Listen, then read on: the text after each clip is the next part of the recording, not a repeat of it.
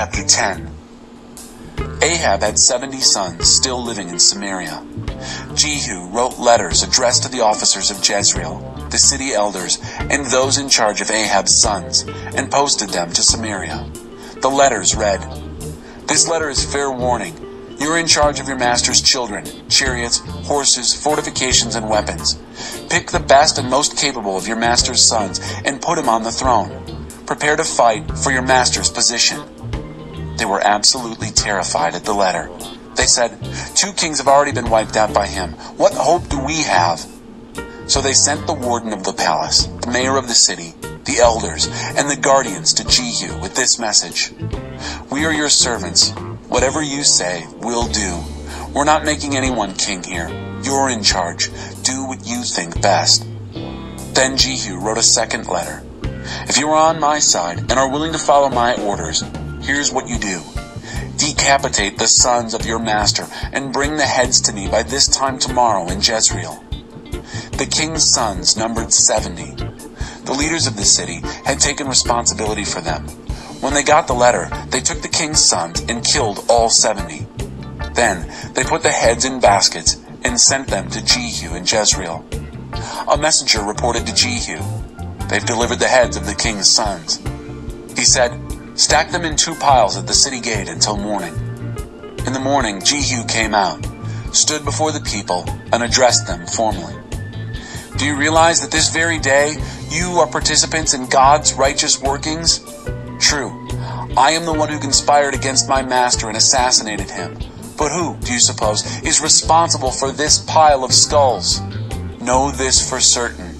Not a single syllable that God spoke in judgment on the family of Ahab is canceled. You're seeing it with your own eyes. God doing what, through Elijah, he said he'd do." Then Jehu proceeded to kill everyone who had anything to do with Ahab's family in Jezreel. Leaders, friends, priests. He wiped out the entire lot. That done, he brushed himself off and set out for Samaria. Along the way, at Beth-Eked, binding house of the shepherds, he met up with some relatives of Ahaziah, king of Judah. Jehu said, "Who are you?" They said, "We're relatives of Ahaziah, and we've come down to a reunion of the royal family." "Grab them," ordered Jehu. They were taken and then massacred at the well of Beth-Eked. 42 of them. No survivors. He went on from there and came upon Jehonadab, the Rechabite, who was on his way to meet him. Greeting him, he said, "Are we together and of one mind in this?" Jehonadab said, "We are. Count on me." "Then give me your hand," said Jehu. They shook hands on it, and Jehonadab stepped up into the chariot with Jehu. "Come along with me," said Jehu, "and witness my zeal for God." Together they proceeded in the chariot. When they arrived in Samaria, Jehu massacred everyone left in Samaria who was in any way connected with Ahab. A mass execution, just as God had told Elijah. Next, Jehu got all the people together and addressed them. "Ahab served Baal small time. Jehu will serve him big time. Get all the prophets of Baal here, everyone who served him, all his priests. Get everyone here, don't leave anyone out. I have a great sacrifice to offer Baal. If you don't show up, you won't live to tell about it." Jehu was lying, of course. He planned to destroy all the worshippers of Baal. Jehu ordered, "Make preparation for a holy convocation for Baal." They did, and posted the date. Jehu then summoned everyone in Israel. They came in droves, every worshipper of Baal in the country. Nobody stayed home. They came and packed the temple of Baal to capacity. Jehu directed the keeper of the wardrobe, "Get robes for all the servants of Baal." He brought out their robes. Jehu and Jehonadab the Rechabite now entered the temple of Baal and said, "Double check and make sure that there are no worshippers of God in here. Only Baal worshippers are allowed." Then they launched the worship, making the sacrifices and burnt offerings. Meanwhile, Jehu had stationed 80 men outside with orders. "Don't let a single person escape. If you do, it's your life for his life." When Jehu had finished with the sacrificial solemnities, he signaled to the officers and guards, "Enter and kill, no survivors." And the bloody slaughter began. The officers and guards threw the corpses outside and cleared the way to enter the inner shrine of Baal. They hauled out the sacred phallic stone from the temple of Baal and pulverized it. They smashed the Baal altars and tore down the Baal temple. It's been a public toilet ever since. And that's the story of Jehu's wasting of Baal in Israel. But for all that, Jehu didn't turn back from the sins of Jeroboam, son of Nebat, the sins that had dragged Israel into a life of sin. The golden calves in Bethel and Dan stayed. God commended Jehu. You did well to do what I saw was best. You did what I ordered against the family of Ahab. As reward, your sons will occupy the throne of Israel for 4 generations. Even then, though, Jehu wasn't careful to walk in God's ways and honor the God of Israel from an undivided heart. He didn't turn back from the sins of Jeroboam, son of Nebat, who led Israel into a life of sin. It was about this time that God began to shrink Israel.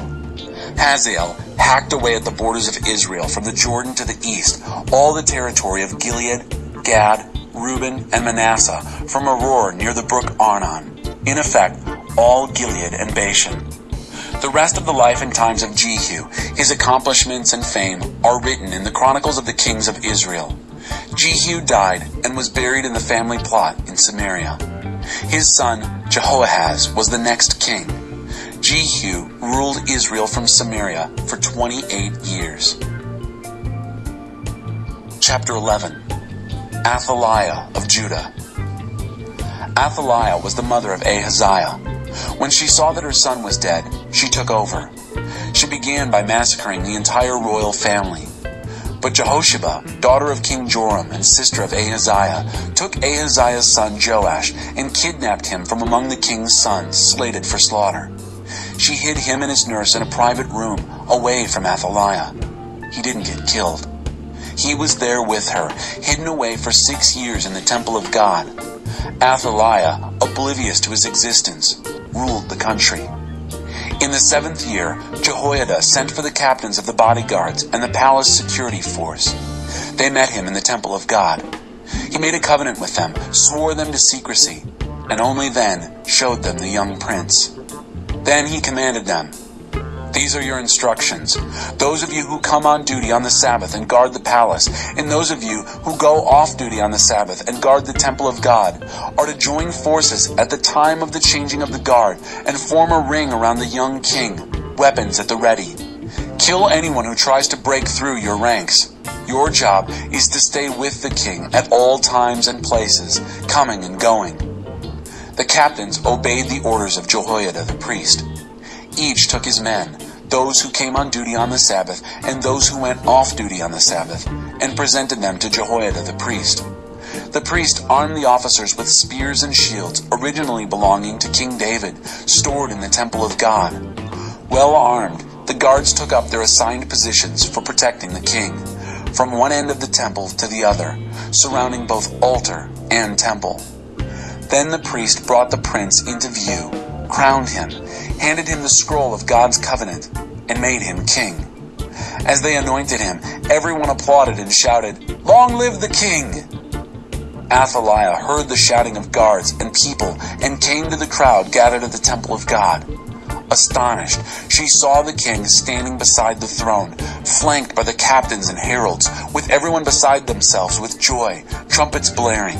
Athaliah ripped her robes in dismay and shouted, "Treason! Treason!" Jehoiada the priest ordered the military officers, "Drag her outside and kill anyone who tries to follow her." The priest had said, "Don't kill her inside the temple of God." So they dragged her out to the palace's horse corral. There they killed her. Jehoiada now made a covenant between God and the king and the people. They were God's people. Another covenant was made between the king and the people. The people poured into the temple of Baal and tore it down, smashing altar and images to smithereens. They killed Mattan the priest in front of the altar. Jehoiada then stationed sentries in the temple of God. He arranged for the officers of the bodyguard and the palace security, along with the people themselves, to escort the king down from the temple of God through the gate of the guards and into the palace. There, he sat on the royal throne. Everybody celebrated the event, and the city was safe and undisturbed. They had killed Athaliah with the royal sword. Joash was 7 years old when he became king.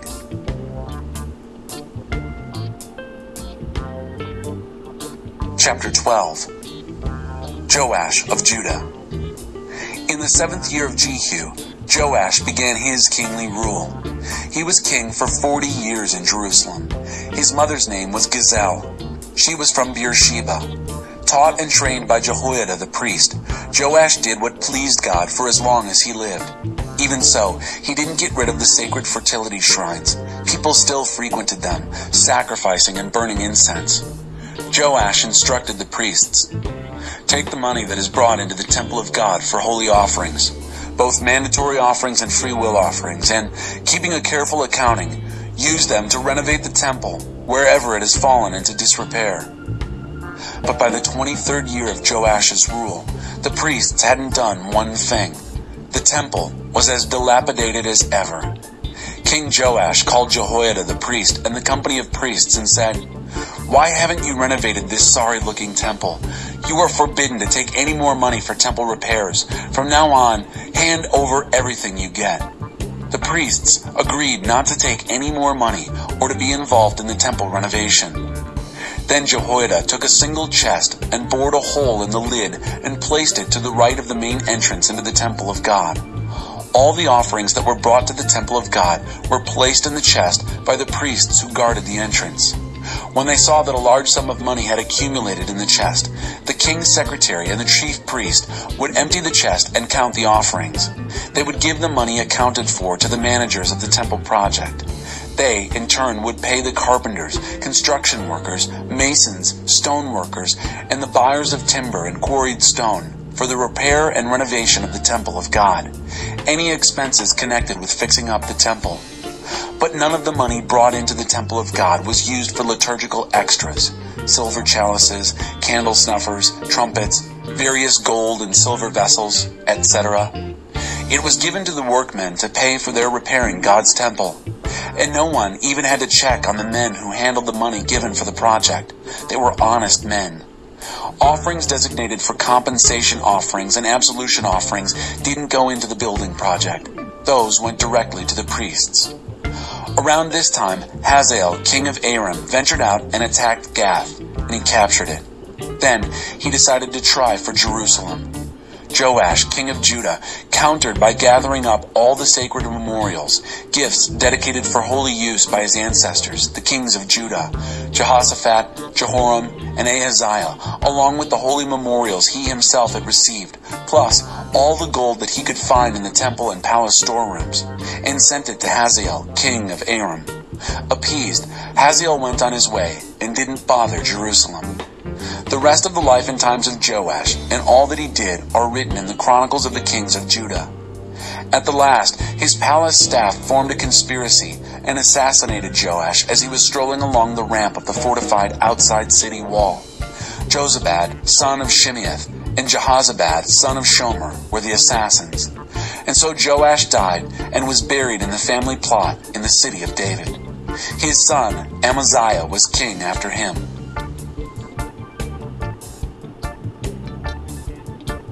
Chapter 13. Jehoahaz of Israel. In the 23rd year of Joash, son of Ahaziah, king of Judah, Jehoahaz, son of Jehu, became king of Israel in Samaria, a rule of 17 years. He lived an evil life before God, walking step for step in the tracks of Jeroboam, son of Nebat, who led Israel into a life of sin, swerving neither left or right. Exasperated, God was furious with Israel and turned them over to Hazael, king of Aram, and Ben-Hadad, son of Hazael. This domination went on for a long time. Then Jehoahaz prayed for a softening of God's anger, and God listened. He realized how wretched Israel had become under the brutalities of the king of Aram. So God provided a savior for Israel, who brought them out from under Aram's oppression. The children of Israel were again able to live at peace in their own homes. But it didn't make any difference. They didn't change their lives, didn't turn away from the Jeroboam sins that now characterized Israel, including the sex and religion shrines of Asherah still flourishing in Samaria. Nothing was left of Jehoahaz's army after Hazael's oppression except for 50 cavalry, 10 chariots, and 10,000 infantry. The king of Aram had decimated the rest, leaving behind him mostly chaff. The rest of the life and times of Jehoahaz, the record of his accomplishments, are written in the chronicles of the kings of Israel. Jehoahaz died and was buried with his ancestors in Samaria. His son Jehoash succeeded him as king. Jehoash of Israel. In the 37th year of Joash, king of Judah, Jehoash, son of Jehoahaz, became king of Israel in Samaria, a reign of 16 years. In God's eyes, he lived an evil life. He didn't deviate one bit from the sins of Jeroboam, son of Nebat, who led Israel into a life of sin. He plodded along in the same tracks, step after step. The rest of the life and times of Jehoash, the record of his accomplishments and his war against Amaziah, king of Judah, are written in the chronicles of the kings of Israel. Jehoash died and joined his ancestors. Jeroboam took over his throne. Jehoash was buried in Samaria in the royal cemetery. Elisha came down sick. It was the sickness of which he would soon die. Jehoash, king of Israel, paid him a visit. When he saw him, he wept openly, crying, my father, chariot and horsemen of Israel." Elisha told him, "Go and get a bow and some arrows." The king brought him the bow and arrows. Then he told the king, "Put your hand on the bow." He put his hand on the bow. Then Elisha put his hand on the hand of the king. Elisha said, "Now open the east window." He opened it. Then he said, "Shoot." And he shot. "The arrow of God's salvation," exclaimed Elisha, "the arrow of deliverance from Aram. You will do battle against Aram until there's nothing left of it." "Now, pick up the other arrows," said Elisha. He picked them up. Then he said to the king of Israel, "Strike the ground." The king struck the ground 3 times and then quit. The holy man became angry with him. "Why didn't you hit the ground 5 or 6 times? Then you would beat Aram until he was finished. As it is, you'll defeat him 3 times only." Then Elisha died, and they buried him. Sometime later, raiding bands of Moabites, as they often did, invaded the country. One day, some men were burying a man and spotted the raiders. They threw the man into Elisha's tomb and got away. When the body touched Elisha's bones, the man came alive, stood up, and walked out on his own 2 feet. Hazael, king of Aram, badgered and bedeviled Israel all through the reign of Jehoahaz. But God was gracious and showed mercy to them. He stuck with them out of respect for his covenant with Abraham, Isaac, and Jacob. He never gave up on them, never even considered discarding them, even to this day. Hazael, king of Aram, died. His son Ben-Hadad was the next king. Jehoash, son of Jehoahaz, turned things around and took back the cities that Ben-Hadad, son of Hazael, had taken from his father Jehoahaz. Jehoash went to war 3 times and defeated him each time, recapturing the cities of Israel.